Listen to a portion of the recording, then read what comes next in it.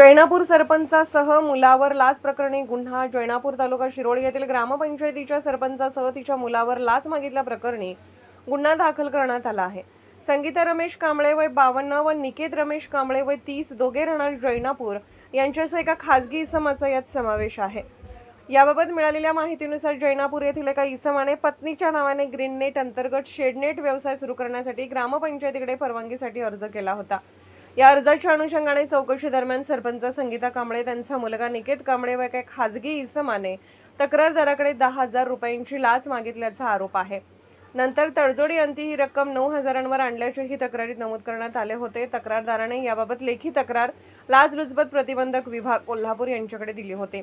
त्या अनुषंगाने करण्यात आलेल्या पडताळणीत संबंधिताकडून लाचेची मागणी झाल्याचे निष्पन्न झाले। यानंतर सोमवार दिनांक 27 रोजी सकाळी 10 वाजण्याच्या सुमारास लाचलुचपत प्रतिबंधक विभागाने कारवाई करत संगीता कांबळे, निकेत कांबळे संबंधित खासगी इसमाला ताब्यात घेतले।